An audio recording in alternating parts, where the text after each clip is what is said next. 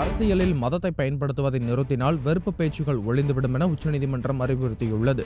வெறுப்பு பேச்சுக்கள் தொடர்பாக வழக்கு பதிவு செய்ய தவறியதாக பல்வேறு மாநில அரசுகளுக்கு எதிரான அவமதிப்பு மனு நீதிபதிகள் KM ஜோசப், PV நாகரத்ன அமர்வின் முன்பு விசாரணைக்கு வந்தது. அப்போது அரசியல்வாதிகள் அரசியலை மதத்துடன் கலக்கும் பொழுது பெரிய பிரச்சனை எழுவதாகவும், அரசியல்வாதிகள் மதத்தை பயன்படுத்துவதை நிறுத்தினால் இதெல்லாம் நின்றுவிடும் என்று நீதிபதிகள் தெரிவித்தனர். மதத்துடன் அரசியலை கலப்பது ஆபத்தானது என்றும் குறிப்பிட்டுள்ளனர். மற்ற மக்களை அல்லது சமூகங்களை இழிவுபடுத்த மாட்டோம் என்று இந்திய மக்கள் ஏன் உறுதிமொழி எடுத்துக்கொள்ளக் கூடாது என்றும் நீதிபதிகள் கேள்வி எழுப்பினர். மாநில அரசுகள் உரிய நேரத்தில் நடவடிக்கை எடுக்காததால் தான் அவமதிப்பு மனுவை விசாரித்து வருவதாகவும், செயல்படாமல் இருப்பதற்கு அரசு என ஒன்று அவசியமா எனவும் வினவினர்.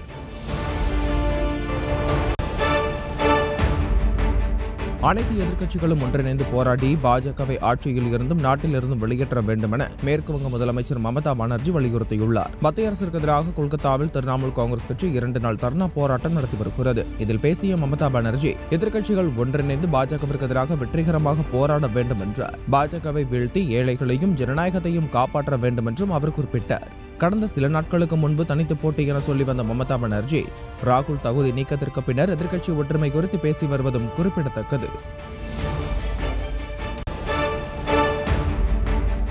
பாஜகவை வாஷிங் மிஷின் கட்சி என்றும், அதில் சேரும் கொள்ளையர்களும் ஊழல்வாதிகளும் தூய்மையானவர்களாக மாறிவிடுவார்கள் என மேற்குவங்க முதலமைச்சர் மமதா பானர்ஜி விமர்சித்தார். மத்திய அரசிற்கு எதிரான தர்ணா போராட்டத்தின் முதல் நாளான நேற்று மேடையில் வாஷிங் மிஷின் வைக்கப்பட்டிருந்தது. அந்த மிஷினில் கருப்பு துணியை போட்டால் அது வெள்ளையாக மாறும் என கூறிய மமதா பானர்ஜி, கருப்பு துணி ஒன்றை போட்டு வெள்ளை துணியை எடுத்து காட்டுகிறார். அப்போது வாஷிங் மிஷின் பாஜக என திரிணாமுல் காங்கிரஸ் தொண்டர்கள் முழக்கமிட்டனர். இதையடுத்து பேசிய மமதா பானர்ஜி, ஊழல் செய்தவர்கள் பாஜகவில் சேர்ந்தால் அவர்கள் ஊழல் குற்றச்சாட்டில் இருந்து விடுவிக்கப்படுவதாக தெரிவித்தார்.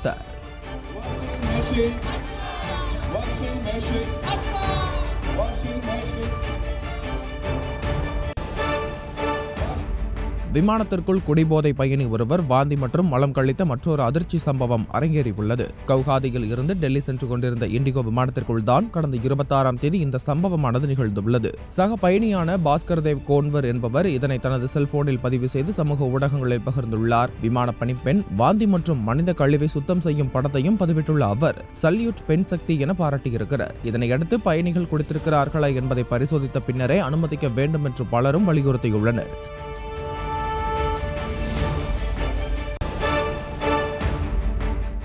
UPI பரிவர்த்தனைகளுக்கு வாடிக்கையாளர்களிடமிருந்து 1.1% கட்டணம் வசூலிக்கப்படும் என்ற தகவலை NPCI எனப்படும் தேசிய பரிவர்த்தனை கழகம் மறுத்துள்ளது. டிஜிட்டல் பரிவர்த்தனைகளை பொறுத்தவரை நடைபாதை வியாபாரிகள், சிறு கடைகள், தள்ளுவண்டி வியாபாரிகள் உள்ளிட்டோர் UPI பரிவர்த்தனையையே பயன்படுத்தி வருகின்றனர். இந்த நிலையில் மொபைல் வாலெட்டிலிருந்து வியாபாரிகளுக்கு பணம் செலுத்தினால் அதற்கு 1.1% கட்டணம் வசூலிக்க தேசிய பரிவர்த்தனை கழகம் முடிவெடுத்திருப்பதாக தகவல் வெளியானது. 2000 ரூபாய்க்கு மேலான பரிவர்த்தனைகளுக்கு மட்டுமே இந்த கட்டணம் வசூலிக்கப்படும் என்றும், இது வரும் 1ஆம் தேதி முதல் அமல் என்றும் கூறப்பட்டது. இது மக்களிடையே அதிர்ச்சியை ஏற்படுத்திய நிலையில் வங்கி சாராத பரிவர்த்தனைகளுக்கு மட்டுமே இந்த கட்டணம் என்றும், இது வியாபாரிகளிடம் மட்டுமே வசூலிக்கப்படும் என்றும் தேசிய பரிவர்த்தனை கழகம் விளக்கம் அளித்துள்ளது.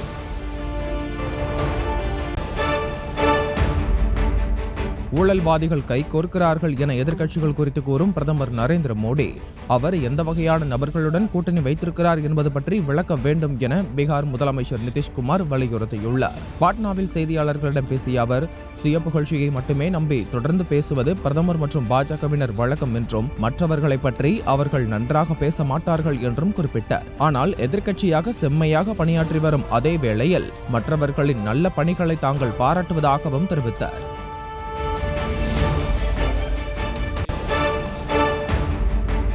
பஞ்சாபையும் இளைஞர்களையும் காப்பாற்ற வேண்டும் என்றால் சீக்கியர்கள் ஒன்று திரள வேண்டும் என தேடப்பட்டு வரும் காலிஸ்தான் பிரிவினைவாதி அம்ரித்பால் சிங் கூறியிருக்கிறார். சரணடைய இருப்பதாக தகவல் வெளியான நிலையில் வீடியோ ஒன்றை அம்ரித்பால் சிங் வெளியிட்டுள்ளார். அதில் தற்போது நடந்து வரும் பிரச்சனைகள் தொடர்பாக ஆலோசிப்பதற்கு வரும் ஏப்ரல் 13ஆம் தேதி சீக்கியர்கள் மாநாடான சர்பத் கல்சாவிற்கு ஏற்பாடு செய்யுமாறு அகல்தத்தின் சதேதரிடம் கூறியிருப்பதாக தெரிவித்துள்ளார். சீக்கிய சமூகம் பல்வேறு பிரச்சனைகளை எதிர்கொண்டு வருவதாகவும், காலிஸ்தான் ஆதரவாளர்கள் ஒன்று சேர வேண்டிய நேரம் இது என்றும் பஞ்சாப் விவகாரத்தில் சீக்கியர்கள் ஒன்று திரள வேண்டும் என்றும் கூறியுள்ளார்.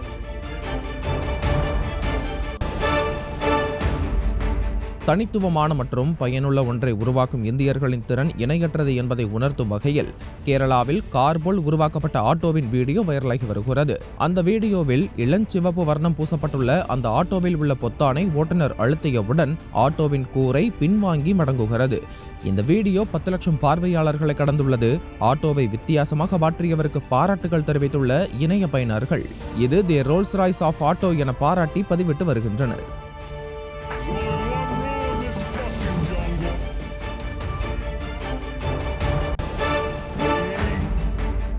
2021ஆம் ஆண்டு உத்தரப்பிரதேச மாநிலம் பாக்பத்தில் ஒரு தெருவில் ஆண்கள் ஒருவரையொருவர் கட்டைகளால் அடித்து கடுமையாக மோதிக்கொள்ளும் வீடியோ வெளியாகி நெட்டிசன்களிடையே கிண்டலுக்கு உள்ளானது. சமூக ஊடகங்களில் இது பாக்பத் போர் என்றே பேசப்பட்டு வந்தது. தற்போது அதே போன்ற மற்றொரு சண்டை வீடியோ வெளியாகி வைரலாகி வருகிறது. இமாச்சல பிரதேச மாநிலம் சிம்லாவில் ஒரு பழச்சந்தையில் வியாபாரிகளுக்கிடையே வன்முறை மோதல் வெடித்தது. காய்கறி தட்டு, கம்பு, செங்கல் என கைக்கு கிடைத்த பொருட்களை எல்லாம் வியாபாரிகள் எடுத்து ஒருவருக்கொருவர் கடுமையாக தாக்கிக் கொண்டனர்.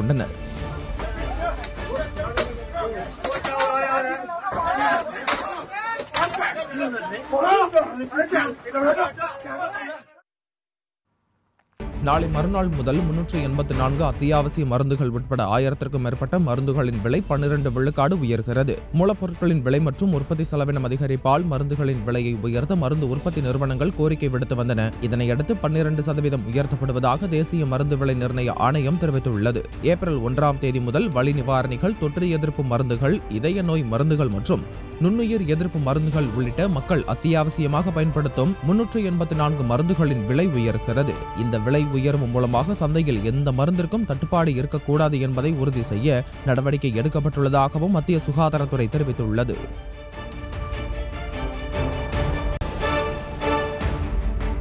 சாலையில் சென்று கொண்டிருந்த நண்பர்கள் இருவர் மீது லாரி கவிழ்ந்து விழுந்த போது அதிவிரைவாக செயல்பட்ட நபர் மற்ற நபர்களை காப்பாற்றிய வீடியோ இணையத்தில் வைரலாகி வருகிறது. இந்த காட்சிகளை ட்விட்டரில் ஹஸ்னா ஜுரோரிஹா என்பவர் பகிர்ந்துள்ளார். 2 பேர் சாலையில் நடந்து சென்ற போது திடீரென ஒரு லாரி தலைகுப்புற கவிழ்ந்து அவர்கள் மேல் விழுவது போன்று சாய்ந்தது. இதனை பார்த்த ஒருவர் கண்ணிமைக்கும் நேரத்தில் தனது நண்பரை வெளியில் இழுத்ததால் இருவரும் அதிர்ஷ்டவசமாக உயிர் தப்பினர். இந்த காட்சிகளை பார்த்தவர்கள் விரைவாக ஒருவர் முடிவெடுத்ததே இருவரின் உயிர் தப்பியதற்கு காரணம் என பதில் எழுதியுள்ளனர். இந்த வீடியோவை 77,000க்கும் அதிகமானோர் தற்போது பகிர்ந்துள்ளனர்.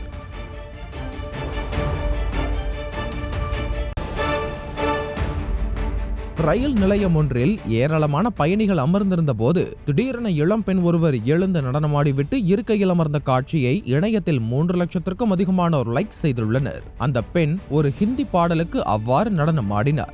இந்த காட்சிகளை பார்த்த பலர் ரயில் நிலையம் போன்ற பிறருக்கு இடையூறு ஏற்படுத்தும் விதத்தில் செயல்படுபவர்களுக்கு அபராதம் விதிக்க வேண்டும் என பதிவிட்டுள்ளனர். இன்னும் சிலரோ அத்தனை பேர் முன்னிலையில் அந்த பெண் தைரியமாக நடனமாடியதாக புகழ்ந்துள்ளனர். இந்த வீடியோவை சீமா கனோஜியா என்பவர் இன்ஸ்டாகிராமில் பதிவிட்டுள்ளார்.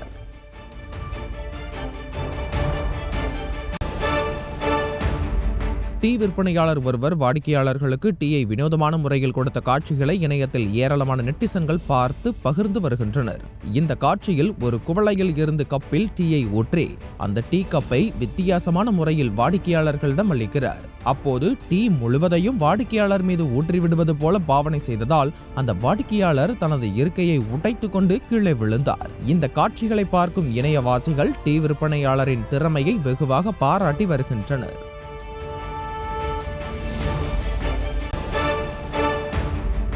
மனம் இருந்தால் மார்க்கம் உண்டு என்ற தலைப்பில் தொழிலதிபர் ஆனந்த் மஹிந்திரா தனது ட்விட்டர் பக்கத்தில் பகிர்ந்துள்ள வீடியோவை ஏராளமானோர் பார்த்து வருகின்றனர்.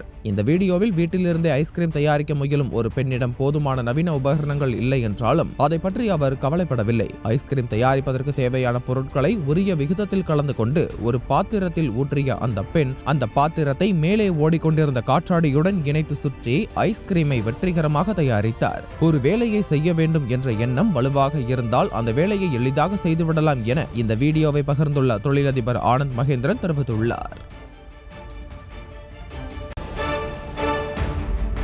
காட்டு உடும்பு ஒன்றை மலைப்பாம்பு பிடித்தபோது இரு பிராணிகளும் சண்டையிட்டுக் கொண்ட காட்சிகளை இணையத்தில் 7 லட்சத்திற்கும் அதிகமானோர் பார்த்துள்ளனர். காட்டுக்குள் ஊர்ந்து சென்றபோது காட்டு உடும்பை பற்றிய பாம்பு அதன் உடலை சுற்றி பிணைத்தது. அந்த பாம்பிடமிருந்து தப்பும் நோக்கில் உடும்பு நடத்திய போராட்டமே இக்காட்சியில் இடம்பெற்றுள்ளது. இரண்டும் மாறி மாறி ஒன்றையொன்று கடித்து குதற முற்பட்ட போது இறுதியில் காட்டு உடும்புதான் வெற்றி பெற்றது. பின்னர் அந்த மலைப்பாம்பிடமிருந்து காட்டு உடும்பு தப்பிச் சென்றது.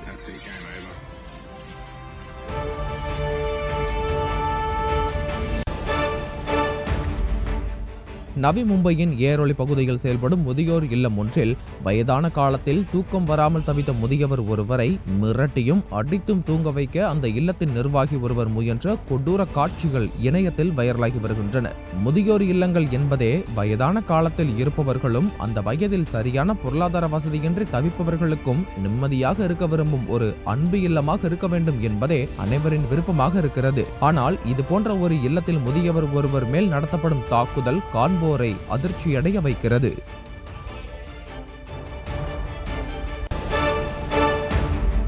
விருதுநகர் மாவட்டம் ராஜபாளையத்தில் ரேஷன் அரிசியை பதுக்கி வைத்ததாக கைது செய்யப்பட்ட நபருக்கு உயர்நீதிமன்ற மதுரை கிளை நிபந்தனைகளுடன் ஜாமீன் வழங்கியுள்ளது.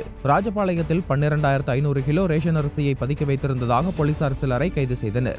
இந்த வழக்கில் தொடர்புடைய வேல்முருகன் என்பவர் ஜாமீன் கோரி உயர்நீதிமன்ற மதுரை கிளையில் மனு தாக்கல் செய்திருந்தார். இதனை விசாரித்த நீதிபதி மனுதாரர் சிறையில் இருக்கும் காலத்தினை கருத்தில் கொண்டும் மனுதாரர் முதலமைச்சர் பொது நிவாரண நிதிக்கு 1 லட்சம் ரூபாய் வழங்க வேண்டும் என்றும் நிபந்தனைகளுடன் ஜாமீன் வழங்கி உத்தரவிட்டார்.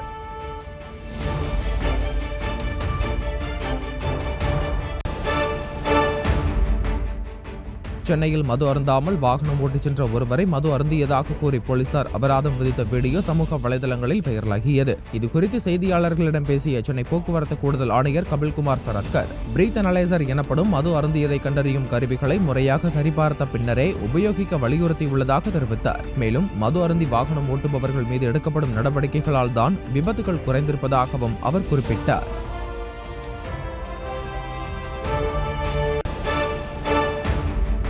அதிவிரைவு பேருந்துகளில் பெண்களுக்கென 4 இருக்கைகள் ஒதுக்கப்படும் என அமைச்சர் சிவசங்கர் தெரிவித்துள்ளார். தமிழகத்தில் மாநகர பேருந்துகளில் பெண்களுக்கென தனி இருக்கைகள் வழங்கப்பட்டுள்ளது. ஆனால் மாவட்டங்களிடையே செல்லும் விரைவு பேருந்துகளில் பெண்களுக்கு தனி இருக்கைகள் ஒதுக்கப்பட வேண்டும் என கோரிக்கைகள் எழுந்த நிலையில் அரசின் விரைவு போக்குவரத்து கழக பேருந்துகளில் இனி பெண்களுக்கென தனியாக 4 இருக்கைகள் ஒதுக்கப்படும் என போக்குவரத்து துறை அமைச்சர் சிவசங்கர் சட்டப்பேரவையில் அறிவித்தார்.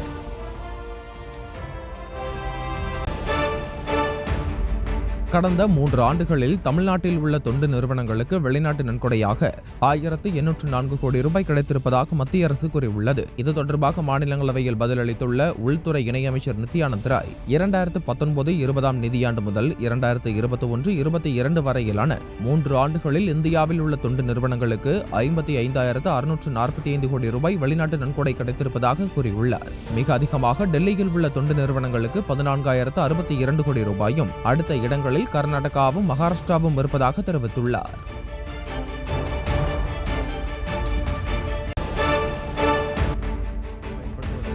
இந்திய ஜனநாயக வாலிபர் சங்கத்தின் 1 கோடி கையெழுத்து இயக்கம் நடைபெற்றது. இதற்கு தருமபுரம் ஆதீன மடாதிபதி ஸ்ரீலஸ்ரீ மாசிலாமணி தேசிக ஞான சம்பந்த பரமாச்சாரிய சுவாமிகள் ஆதரவு தெரிவித்ததுடன் போதைப் பொருளை பயன்படுத்தக்கூடாது என கூறியிருக்கிறார்.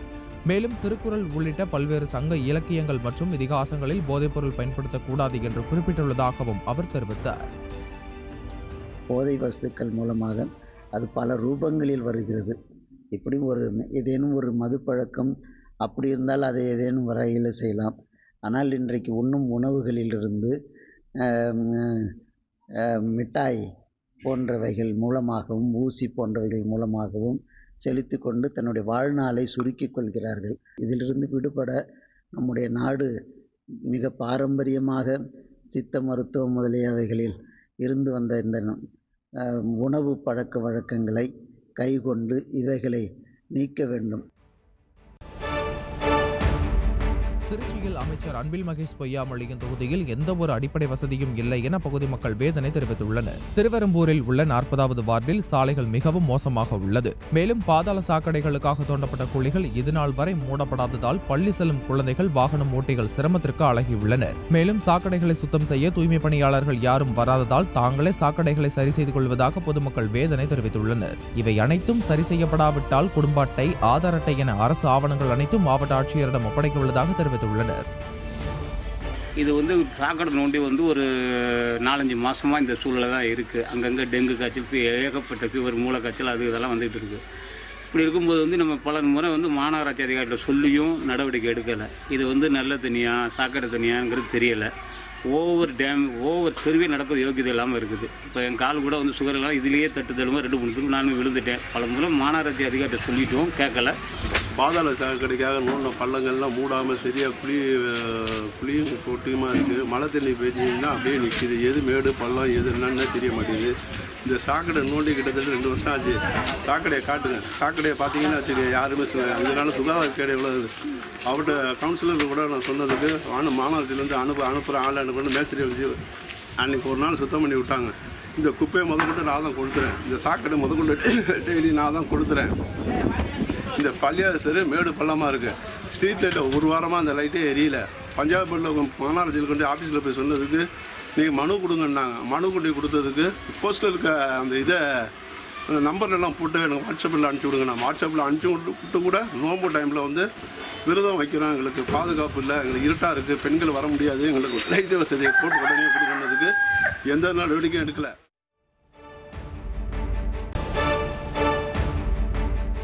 சென்னை அம்பத்தூரில் பழுதடைந்து இருக்கும் மின்மாற்றிகளை அகற்ற வேண்டும் என சமூக ஆர்வலர்கள் கோரிக்கை விடுத்துள்ளனர். அம்பத்தூர் மண்டலம், பட்டறைவாக்கம், பாடி உள்ளிட்ட பகுதிகளில் அதிநவீன மின்சாரத்தை கொண்டு செல்லும் மின்கம்பங்கள், டிரான்ஸ்பார்மர்கள் பொருத்தப்பட்டுள்ளன. தற்போது அவைகள் பில்லர் தூண்கள் மூலம் தாங்கி பிடிக்கப்பட்டுள்ளன. இந்த நிலையில் துருப்பிடித்திருக்கும் பில்லர் தூண்களை சரி செய்து பொதுமக்களின் உயிருக்கு ஆபத்து இல்லாத வகையில் மாற்றம் செய்து தர வேண்டும் என சமூக ஆர்வலர்கள் கோரிக்கை விடுத்துள்ளனர். மேலும் தனியார் நிறுவனத்திற்கு அனைத்து வசதிகளும் குறிப்பிட்ட நேரத்தில் மின் ஊழியர்கள் செய்து கொடுப்பதாகவும், பொதுமக்களின் நலனை சிறிதும் கருத்தில் கொள்ளாமல் அலைய வைப்பதாகவும் வேதனை தெரிவித்துள்ளனர்.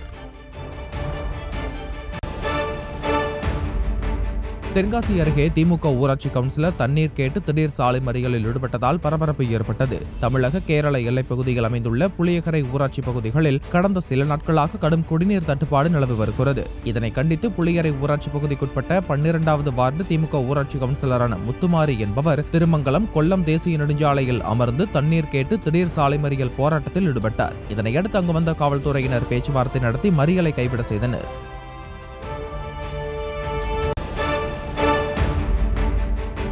திருப்பத்தூர் மாவட்டம் வாணியம்பாடியில் விரைவு ரயிலை நிறுத்திய மனநலம் பாதிக்கப்பட்ட இளைஞரை 3 மாதத்திற்கு பின் தற்போது சொந்த ஊருக்கு அனுப்பி வைத்துள்ளனர். கடந்த டிசம்பர் மாதம் 26ஆம் தேதி வடமாநில இளைஞர் ஒருவர் வாணியம்பாடி ரயில் நிலையத்தில் விரைவு ரயிலை நிறுத்தினார். இதனை கண்ட ரயில்வே ஊழியர்கள் அந்த இளைஞரை மீட்டு ரயில்வே காவல்துறையினரிடம் ஒப்படைத்தனர். பின்னர் அவரிடம் நடத்திய விசாரணையில் அவர் வடமாநிலத்தைச் சேர்ந்தவர் என்பதும் மனநலம் பாதிக்கப்பட்டவர் என்பதும் தெரியவந்தது. இதனையடுத்து அவரை வாணியம்பாடியில் உள்ள காப்பகத்தில் ஒப்படைத்தனர். தொடர் சிகிச்சையில் இருந்த வடமாநில இளைஞர் மனநலம் முற்றிலும் குணமாகியதால் அவரை சொந்த ஊருக்கு அனுப்பி வைத்துள்ளனர். திருவண்ணாமலை அருகே வீட்டிற்கு புதிய மின் இணைப்பு வழங்க 15,000 ரூபாய் லஞ்சம் வாங்கிய பெண் அதிகாரியை லஞ்ச ஒழிப்பு போலீசார் கையும் களவுமாக கைது செய்துள்ளனர். சீலப்பந்தல் பகுதியைச் சேர்ந்தவர் வெங்கடேசன். இவர் புதிதாக கட்டிவரும் வீட்டிற்கு மின் இணைப்பு வழங்க மல்லவாடி இளநிலை பொறியாளர் அலுவலகத்திற்கு சென்றுள்ளார். அங்கு பணியில் இருந்த அதிகாரி தேவி என்பவர் 15,000 ரூபாய் லஞ்சம் கொடுத்தால் மட்டுமே மின் இணைப்பு வழங்க முடியும் என தெரிவித்துள்ளார். பின்னர் இதுகுறித்து வெங்கடேசன் லஞ்ச ஒழிப்பு போலீசாருக்கு தகவல் தெரிவித்ததை அடுத்து அங்கு வந்த லஞ்ச ஒழிப்புத்துறையினர் அதிகாரி தேவியை கையும் களவுமாக கைது செய்து விசாரணை நடத்தினர். தென்காசி மாவட்டத்தின் பல்வேறு பகுதிகளில் கனமழை பெய்துள்ளது. காலை முதலே கடுமையான வெயில் வாட்டி வதைத்து வந்த நிலையில் பாவூர் சத்திரம், ஆலங்குளம் மற்றும் அதன் சுற்றுவட்டார பகுதிகளில் 1 மணி நேரத்திற்கும் மேலாக சூறைக்காற்றுடன் இடி மின்னலுடன் கூடிய கனமழை பெய்தது. இதனால் வெப்பம் தணிந்து குளிர்ச்சியான சூழல் நிலவி வருவதால் பொதுமக்கள் மற்றும் விவசாயிகள் மகிழ்ச்சி அடைந்துள்ளனர்.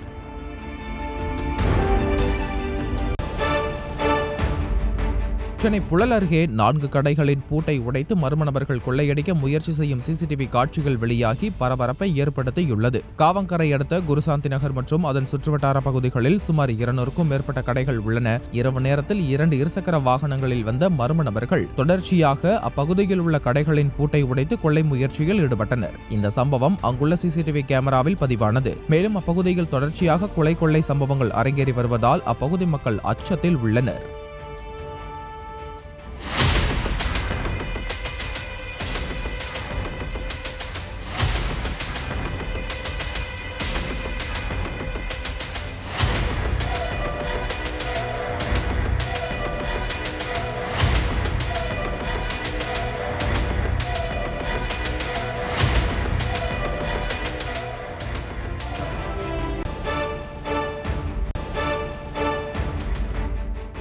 ஆனைமலை அடுத்த ஆழியார் அணையில் முதலை இருக்கும் வீடியோ சமூக வலைதளங்களில் வைரலாகி வருகிறது. கோவை மாவட்டம் ஆனைமலை அடுத்த ஆழியார் அணை 120 அடி கொள்ளளவு கொண்டதாகும். இந்த அணைக்கு உள்ளூர் மட்டுமல்லாது வெளியூர் வெளிமாநிலங்களில் இருந்து அதிக அளவில் சுற்றுலா பயணிகள் வந்து செல்கின்றனர். தற்போது கடும் வறட்சி நிலவி வருவதால் அணையில் தற்போது 58 அடி கொள்ளளவு நீர் மட்டுமே உள்ளது. இதனால் அணைப்பகுதியில் எங்கு பார்த்தாலும் பாறைகளும் கற்களும் தெரிகிறது.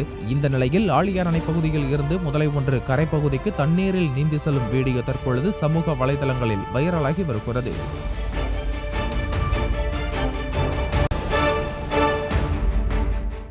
தஞ்சாவூர் அருகே சாலை விரிவாக்க பணிக்காக பள்ளம் தோண்டிய போது கிடைத்த 3 சுவாமி சிலைகளுக்கு பொதுமக்கள் மஞ்சள் பூசி மாலையிட்டு வழிபட்ட சம்பவம் பரவசத்தை ஏற்படுத்தியுள்ளது. திருக்காட்டுப்பள்ளி கண்டியூர் சாலை விரிவாக்க பணிகள் நடைபெற்று வருகின்றன. இந்த நிலையில் திருவையாறு அருகே கற்பூர் கிராமத்தில் புதிய மதகு அமைப்பதற்காக பொக்லைன் இயந்திரம் மூலம் பள்ளம் தோண்டப்பட்டது.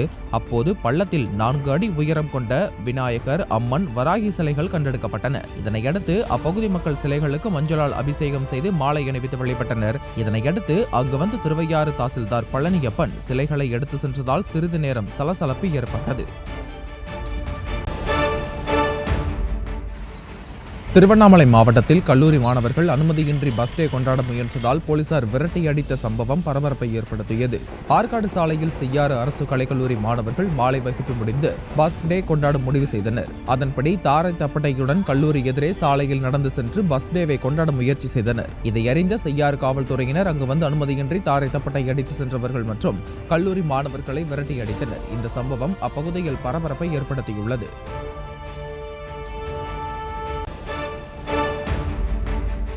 தஞ்சை மாவட்டம் பாபநாசம் அருகே வீட்டிற்குள் புகுந்த 7 அடி நீளமுள்ள கருஞ்சாறை பாம்பை தீயணைப்பு வீரர்கள் பிடித்து வனப்பகுதிக்குள் விடுத்தனர். இளங்கார்குடி மாரியம்மன் கோவில் தெருப்பகுதியில் வசித்து வருபவர் சவுந்தரராஜன். இவர் வீட்டின் படுக்கை அறையில் பாம்பு ஒன்று புகுந்தது.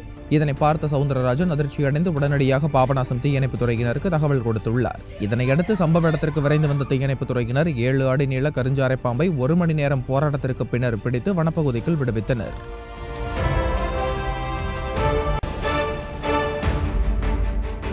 திருவள்ளூர் அருகே அரசு பள்ளியில் 50க்கும் மேற்பட்ட மாணவர்களின் தலைமுடியை வெட்டி ஒழுங்குபடுத்தியதற்கு பெற்றோர் வரவேற்பு தெரிவித்துள்ளனர். திருவூர் அரசு மாதிரி உயர்நிலைப் பள்ளியில் 500க்கும் மேற்பட்ட மாணவர்கள் பயின்று வருகின்றனர். இந்த பள்ளியில் பயிலும் மாணவர்களுக்கு ஒழுக்கத்தை மேம்படுத்தவும் பள்ளி மாணவர்களுக்கு உணவு உள்ளிட்ட அத்தியாவசிய தேவைகளை செய்து வருகின்றனர். இந்த நிலையில் 9ஆம் வகுப்பு மற்றும் 10ஆம் வகுப்பு மாணவர்கள் சரியாக முடிவெட்டி வராததால் பள்ளியின் தலைமை ஆசிரியர் ஏற்பாட்டில் 50க்கும் மேற்பட்ட மாணவர்களுக்கு போலீஸ் கட்டிங் முறையில் முடித்திருத்தம் செய்யப்பட்டது. இந்த சம்பவத்திற்கு பெற்றோர்கள் வரவேற்பு தெரிவித்துள்ளனர்.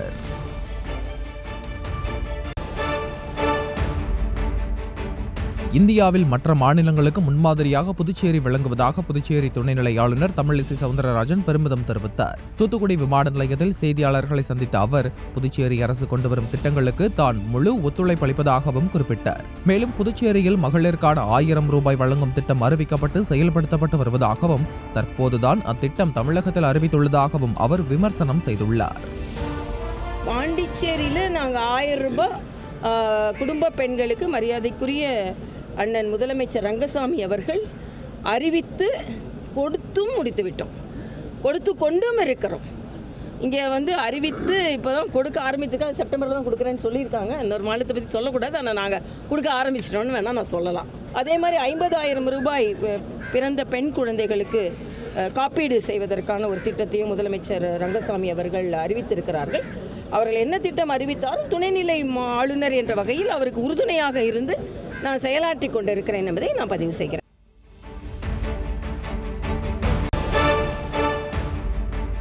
திருப்பூர் பூ மார்க்கெட் ஏலத்தை ரத்து செய்ய வேண்டும் என மாநகராட்சி எம்எல்ஏ கடிதம் எழுதியிருப்பது பெரும் சர்ச்சையை ஏற்படுத்தியுள்ளது. ஈஸ்வரன் கோவில் வீதியில் செயல்பட்டு வந்த பூ மார்க்கெட்டானது ஸ்மார்ட் சிட்டி திட்டத்தில் புதுப்பிக்கும் நடவடிக்கைக்காக தற்காலிகமாக இடமாற்றம் செய்யப்பட்டது.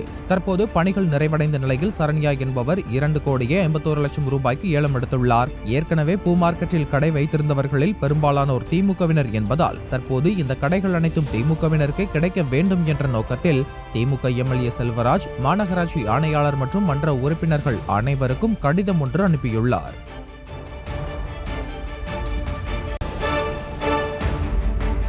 கிருஷ்ணகிரி மாவட்டம் ஹொசூரில் ஆட்டோவில் வைத்து கஞ்சா சாக்லேட்டுகளை விற்பனை செய்த 4 பேரை போலீசார் கைது செய்தனர். பழைய பெங்களூரு சாலையில் உள்ள ஒரு பெட்டிக்கடையில் கஞ்சா சாக்லேட் விற்பதாக கிடைத்த தகவலை அடுத்து போலீசார் அங்கு விசாரணை நடத்தினர். பெட்டிக்கடை உரிமையாளர் சந்துரு, கணேஷ், ஜமீர், சபரி உள்ளிட்ட 4 பேரும் கஞ்சா சாக்லேட்களை தயார் செய்து ஆட்டோவில் வைத்து விற்றது தெரியவந்துள்ளது. இதனையடுத்து 4 பேரையும் கைது செய்த போலீசார் அவர்களிடமிருந்து 600 கிராம் மதிப்பிலான கஞ்சா சாக்லேட் மற்றும் 2 ஆட்டோக்களையும் பறிமுதல் செய்துள்ளனர்.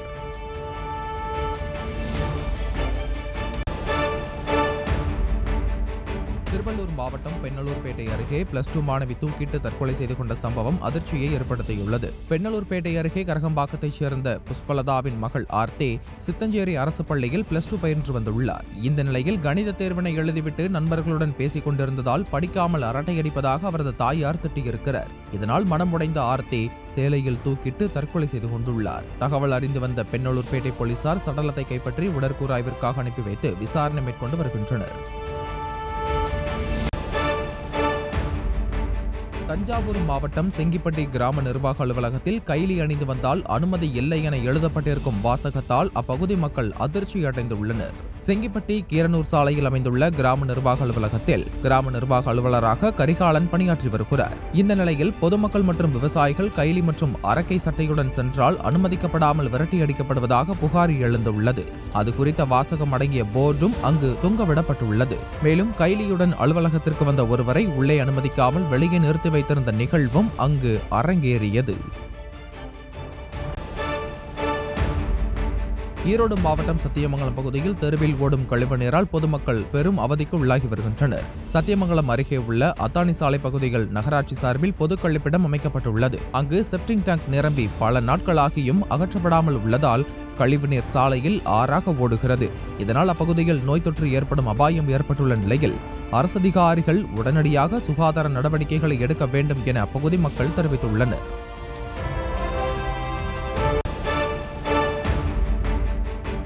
கோவை மருதமலை முருகன் கோவிலில் கடந்த 1 மாதத்தில் மட்டும் உண்டியல் காணிக்கையாக 45 லட்சம் ரூபாய் ரொக்கமும் 59 கிராம் தங்கமும் கிடைத்திருப்பதாக கோயில் நிர்வாகம் தெரிவித்துள்ளது. மருதமலை சுப்பிரமணிய சுவாமி கோவிலில் பக்தர்கள் காணிக்கை என்னும் பணி இந்து சமய அறநிலையத்துறை இணை ஆணையர் முன்னிலையில் நடைபெற்றது. காணிக்கை என்னும் பணியில் அறநிலையத்துறை ஊழியர்கள் மற்றும் தன்னார்வலர்கள் பலர் கலந்து கொண்டனர். இதில் கடந்த 1 மாதத்தில் மட்டும் 42,93,362 ரூபாயும் 59 கிராம் தங்கமும் 1 கிலோ வெள்ளியும் பக்தர்களால் காணிக்கையாக அளிக்கப்பட்டுள்ளது.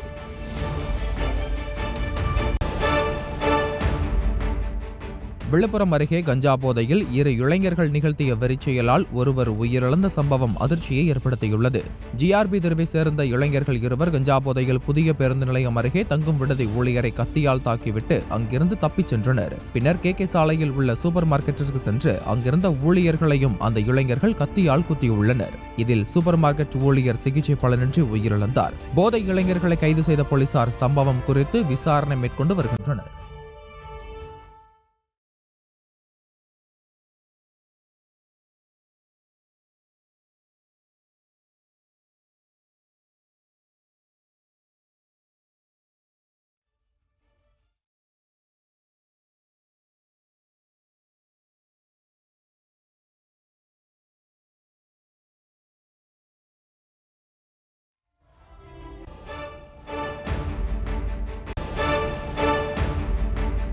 மயிலாடுதுறை மாவட்டம் சீர்காழியில் 30,000 ரூபாய் மதிப்புள்ள 400 கிலோ தடை செய்யப்பட்ட நெகிழிப்பை டீ கப்புகள் பறிமுதல் செய்யப்பட்டுள்ளன.